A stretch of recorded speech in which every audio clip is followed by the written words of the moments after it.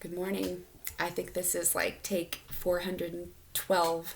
So I'm going to try to make this a good one. Just want to share a few verses that God has been showing me during the last several weeks. And the first being a reminder of Hebrews 13:5 that God is with me. I can be content. I can have peace and not be afraid. Because God is with me and he will never forsake me or leave me. And that's just a good reminder during this time. And in the beginning weeks when there was a lot of things that I was starting to fear and be concerned of. And I, like many of us, have a question of why. Why does suffering happen to certain people?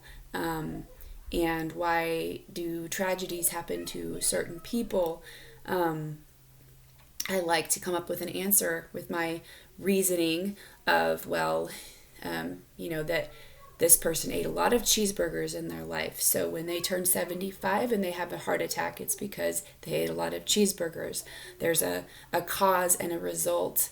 But sometimes tragedies and bad things are happening to people that our children, they haven't lived enough life to destroy their bodies, or they aren't driving the car down the street too fast without their seatbelt on and end up in an accident and super hurt. So sometimes my reasoning skills, the answer isn't there because God allows things to happen to people that we can't figure out why. And God doesn't necessarily give us those answers of why he allows certain people to go through things that are really hard and painful. But he does promise his children that he's with us. And hard things will happen in this world because it's a sinful world with a curse on it. And our bodies are going to deteriorate and get sick, and bad things will happen. And during those times, God promises that he is with us. He promises that he does want to communicate with us, and he feels what we feel. In Hebrews 4 verse 15, he's touched with the feeling of our infirmities. He understands, he cares, and he can give us that peace, and he can give us joy that doesn't look like the world because they don't have him all the time with them. And so he's of great comfort because of that. And we can also learn during that time to know Jesus better because he suffered the most. And so that was one verse, a couple of verses that God's just really giving me peace with. And then Proverbs 15:1. This verse is not one that I wanted to think about a whole lot because it's convicting and it's hard for me to apply it.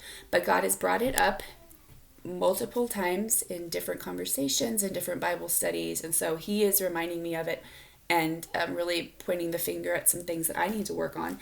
Hebrews 15:1. A soft answer turneth away wrath, but grievous words stir up anger. A soft answer. Right now, as we are all stuck in our homes 24/7, a lot of us with people who are related to, who we love, but also people who can really get frustrating or try to pick on our nerves, or people who are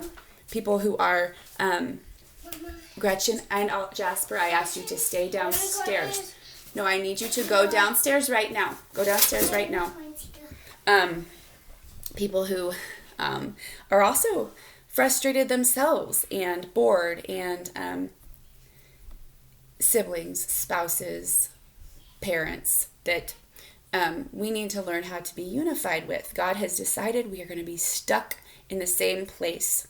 And as that is the case, this verse about having a soft answer when things start to get frustrating, or when we are angry, watching our tone, and grievous words stir up anger. So not choosing words that could be painful, watching our attitude when we respond or when we speak, even if it's not a response, even in just how I say something to my children. Don't know if that was a good example just then when they came in to interrupt, but perfect timing. So God's just been reminding me of that.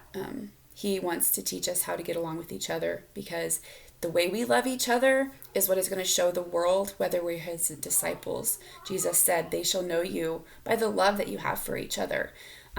What a great way to practice that in our own homes. And God also talks about unity in the Bible, that it's like oil, and oil is smooth and flowing and soft, and makes your skin all beautiful, right?